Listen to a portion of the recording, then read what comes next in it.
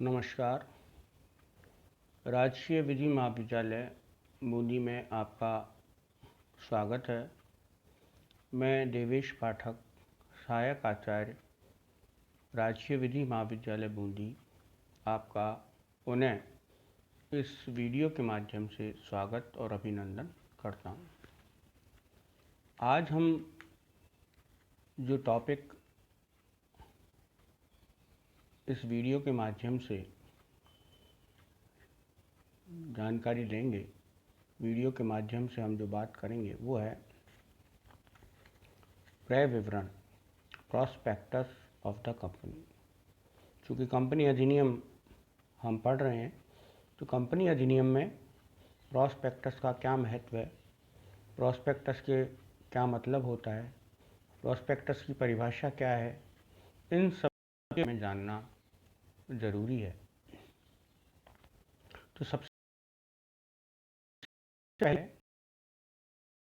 होती थी उन साझेदारियों में, साझेदारी पैसा लगाते थे, लेकिन जब से कंपनी का उदय हुआ और कंपनी का निर्माण हुआ, उसमें लिमिटेड लायबिलिटी जो कंपनी है, उन कंपनियों के माध्यम से जनता से पैसा लेकर के कंपनी का निर्माण किया गया। जनता ही उसके असली मालिक हैं, अंशधारी के तौर पर वो पैसा लगाते हैं और कंपनी में एक निश्चित फंड इकट्ठा होकर के कंपनी का संचालन जो किया जाता है। तो जो जनता को जो पैसा के लिए आमंत्रण पत्र भेजा जाता है, उसको ही एक तरह से हम क्या कहते हैं, उसको ही हम क्रय विवरण कहते हैं। उसके माध्यम से कंपनी जनता को अंश क्रय करने का एक आमंत्रण पत्र कंपनी के द्वारा भेजा जाता है और उस आमंत्रण पत्र पर कंपनी के में जो पैसा लगाने वाले व्यक्ति हैं, उनके द्वारा आवेदन किया जाता है। तो ऐसी स्थिति में कंपनी का क्रय विवरण एक कंपनी का महत्वपूर्ण जो है दस्तावेज बन गया है, क्योंकि इस कंपनी की स्थिति का, कंपनी की वित्तीय स्थिति का जानकारी आम जनता को, शेयर धारकों को, जो अंश क्रय करने वाले व्यक्ति हैं, उनको इसकी बात की जानकारी प्रॉस्पेक्टस के माध्यम या क्रय विवरण के माध्यम से ही होती है। तो ऐसी स्थिति में क्रय विवरण में समस्त जो सूचनाएं जो कानून के अनुसार दिया जाना जरूरी है, वो स्पष्ट और सत्य होनी चाहिए।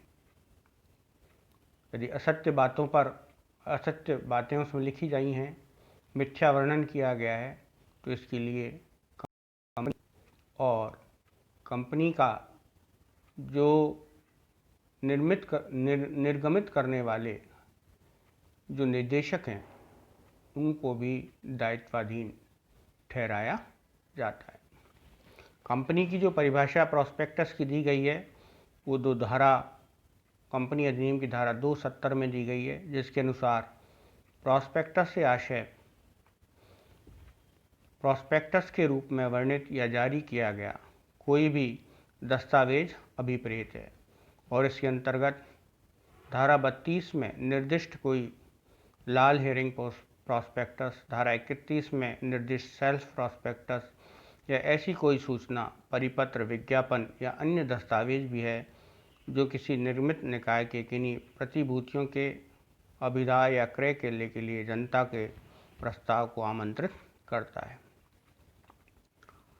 कोई भी स्पष्ट जो धारा है, स्पष्ट जो परिभाषा है, उसमें कहा गया कि कोई भी ऐसा दस्तावेज जो कि जनता को क्या करे, जनता को अंश या ऋण पत्र क्रय करने के लिए प्रेरित करे, उन सभी को क्या मानेंगे, उन सभी को हम क्रय विवरण के तौर पर मानेंगे, उनको हम प्रॉस्पेक्टस के तौर पर मानेंगे।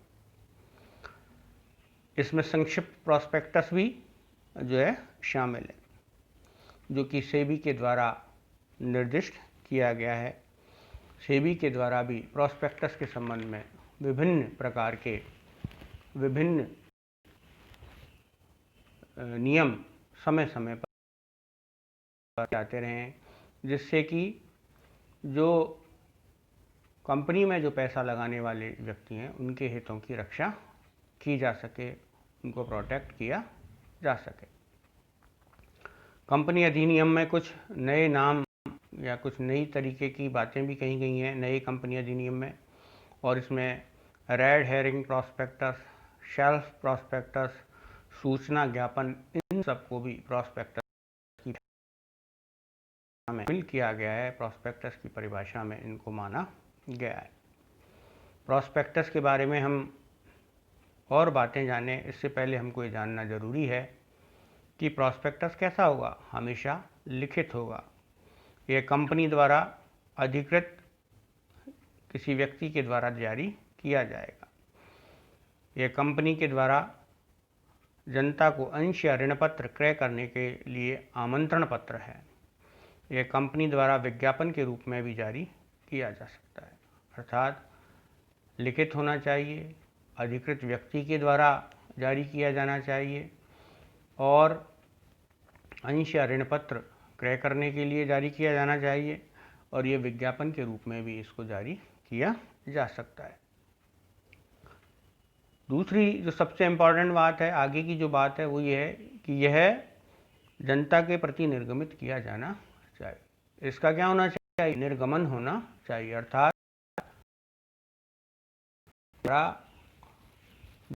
जानी चाहिए। यदि कोई प्राइवेट गोपनीय बातें एक व्यक्ति से दूसरे व्यक्ति को जा रही हैं तो वो प्रॉस्पेक्टस का निर्गमन नहीं माना जाएगा। प्रॉस्पेक्टस के लिए तभी उत्तरदायी किसी व्यक्ति को ठहराया जाएगा, प्रॉस्पेक्टस में मिथ्या कथन के लिए तभी उत्तरदायी ठहराया जाएगा जबकि ऐसा प्रॉस्पेक्टस जनता के लिए जारी किया गया हो, जनता को जारी किया गया हो, तभी इस तरह का प्रॉस्पेक्टस के संबंध में उसको उत्तरदायी ठहराया जा सकता है। इसमें बहुत अच्छा उदाहरण है इंग्लिश केस लॉ का, नाश वर्सेस लिंडले, 1929 का ये जजमेंट है।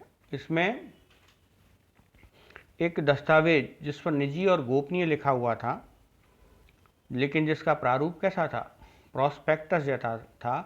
कंपनी के प्रबंध निदेशक ने कंपनी को कंपनी के जो एडवोकेट है उसको दे दिया, और वकील ने वो दस्तावेज वादी को दे दिया। वादी ने उस पर विश्वास करके कुछ अंश जय क्रय कर लिए, लेकिन ऐसा जो क्रय विवरण था, जो क्रय विवरण जैसा लग रहा था, उसमें कुछ मिथ्या कथन था, और कुछ समय पश्चात कंपनी का परिसमापन हो गया। तो जो वादी है उस वादी ने कंपनी के परिसमापन होने पर अपने जो आर्थिक नुकसान के लिए उसने कंपनी पर वाद लाया, कंपनी पर उसके द्वारा वाद लाया गया। कोर्ट ने ये निर्णीत किया कि क्योंकि ऐसा जो क्रय विवरण है वह निर्गमित नहीं किया गया था, ऐसा क्रय विवरण जारी नहीं किया गया था, इसलिए कंपनी इसके लिए उत्तरदायी नहीं ठहराई जाएगी। तो कंपनी और कंपनी के निदेशक तभी इसके लिए उत्तरदायी कि कंपनी के द्वारा अधिकृत रूप से इसको जारी किया गया हो। यदि जारी नहीं किया गया है तो ऐसी स्थिति में इसके प्रति यदि इसमें कोई दुर्व्यपदेशन अर्थात मिथ्या कथन है, कपट है, तो इसके लिए उत्तरदायी कंपनी को नहीं ठहराया जा सकता है, कंपनी को उत्तरदायी नहीं माना जाएगा। कंटेंट ऑफ द प्रॉस्पेक्टस, इसको हम डिस्कस करेंगे। क्या कंटेंट, विषय वस्तु क्या होती है प्रॉस्पेक्टस की? कंपनी में अंशों के माध्यम से पैसा लगाने वाला व्यक्ति ये चाहता है कि कंपनी की वित्तीय स्थिति कैसी है, सुदृढ़ हो, तभी वह अपना पैसा उसमें लगाएगा। डूबती हुई नाव में कोई नहीं बैठना चाहता। जो कंपनी सुदृढ़ है, जो कंपनी अच्छी तरीके से चल रही है, उन्हीं कंपनियों के जो भाव हैं, शेयरों के भाव हैं, वो ज़्यादा रहते हैं। और ऐसी कंपनी जो घाटे में चल रही हैं, उन कंपनियों में अपना पैसा कोई भी नहीं लगाएगा, क्योंकि सब लोग क्या करना चाहते हैं, इन्वेस्टमेंट के माध्यम से पैसा कंपनी के लाभांश के तौर पर प्राप्त करना चाहते हैं। तो ऐसी स्थिति में जो प्रॉस्पेक्टस है, उस प्रॉस्पेक्टस में कंपनी की वित्तीय स्थिति के बारे में जो है जाता है। और वर्तमान जो कंपनी अधिनियम 2013 का है, उसमें आम आने के लिए सारी बातें जो कि उसके लाभ के लिए हैं, वो कंपनी अधिनियम में जोड़ी गई हैं। तो सबसे पहली जो बात है वो क्या है, प्रॉस्पेक्टस की तिथि।